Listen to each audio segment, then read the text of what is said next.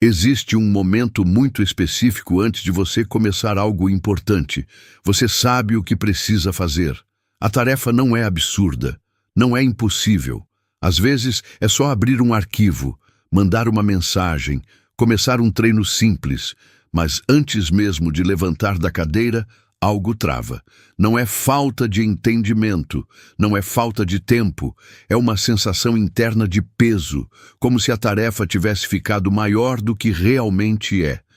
Você sente que precisa se empurrar, se convencer, se forçar. E é nesse momento que começa a luta. Você tenta negociar, diz que vai só por 5 minutos, promete que depois fica mais fácil. Abre o celular rapidinho antes de começar, ou simplesmente fica ali parado, olhando para aquilo que deveria fazer. Essa sensação tem nome, resistência, mas talvez não seja do jeito que você imagina. A maioria das pessoas acredita que resistência é preguiça, ou falta de disciplina, ou falta de força de vontade. Então a resposta automática é se forçar mais, se cobrar mais, se pressionar mais, e no curto prazo isso até funciona. Você se empurra, faz, cumpre, mas sai exausto, como se tivesse travado uma batalha contra si mesmo. Se toda tarefa importante vira uma batalha mental, algo está errado na estratégia. Resistência não é falta de força, resistência é conflito. Ela nasce quando existe uma diferença entre o que você está tentando fazer e o estado interno de onde você está agindo. Quando sua identidade naquele momento não está alinhada com a ação, o cérebro interpreta aquilo como ameaça, como esforço excessivo, como algo que exige energia extra. E energia extra é algo que ele tenta preservar. Pensa numa situação simples.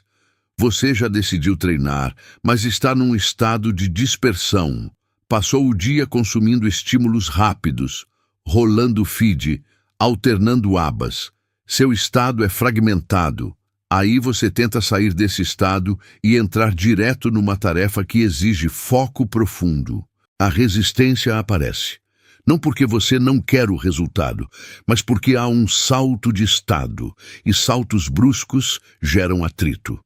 Agora, compara com um dia em que você já estava minimamente organizado mentalmente. Talvez tenha começado o dia com uma pequena ação estruturada. Talvez tenha evitado estímulos excessivos. Quando chega a hora de agir, a tarefa parece menos pesada. Não porque ela mudou, mas porque você mudou. É aqui que quase ninguém presta atenção. A maioria tenta empurrar a ação sem alterar o estado. E quando faz isso, sente que precisa usar força bruta. Só que força bruta não sustenta constância. Ela consome. E quanto mais você consome energia tentando vencer resistência, mais associa aquela tarefa a sofrimento. Você pode estar pensando que sempre foi assim, que agir exige esforço, que produtividade exige luta. Mas observe, existem momentos na sua vida em que você fez coisas difíceis com leveza. Não porque eram simples, mas porque você estava no estado certo. Quando o estado interno está alinhado com a ação, o esforço diminui drasticamente. Resistência surge quando existe conflito de identidade. Você tenta agir como alguém focado, disciplinado e organizado, mas naquele momento está operando como alguém disperso, cansado ou emocionalmente reativo. O cérebro detecta incoerência, e incoerência gera fricção. Força de vontade resolve incoerência temporariamente. Ela empurra o comportamento acima do estado, mas isso não reorganiza o estado, só cria tensão. E tensão acumulada vira esgotamento. É por isso que tanta gente vive cansada, mesmo fazendo tarefas que, objetivamente, não são tão complexas. O cansaço não vem do trabalho, vem da guerra interna constante. Existe uma diferença silenciosa entre empurrar a ação e permitir o fluxo. Empurrar exige confronto. Permitir fluxo exige alinhamento. Talvez você já tenha vivido isso em algo que gosta de fazer.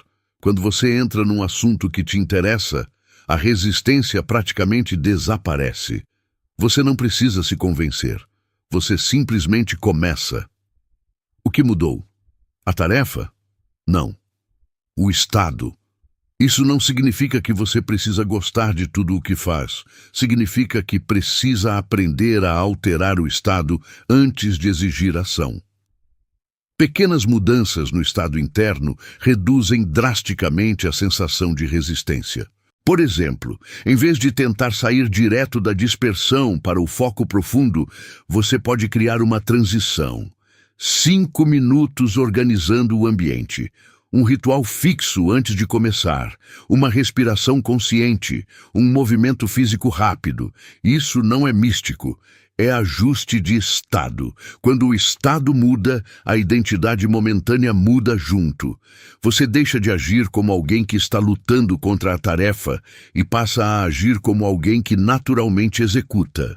Resistência também aparece quando a ação ameaça a autoimagem atual. Se você se vê como alguém que não é disciplinado, cada tentativa de agir disciplinadamente entra em conflito com essa narrativa, e o cérebro tenta preservar a identidade existente.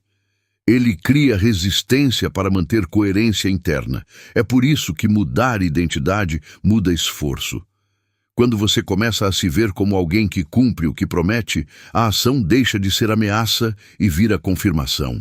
E confirmar identidade é mais fácil do que contrariá-la. Você não elimina a resistência gritando consigo mesmo. Elimina ajustando o estado e a identidade de onde a ação parte. A pergunta correta não é como me forçar a fazer. A pergunta correta é de que estado estou tentando agir. Se o estado é desalinhado, a resistência é inevitável. Se o estado é coerente, a ação flui com menos atrito.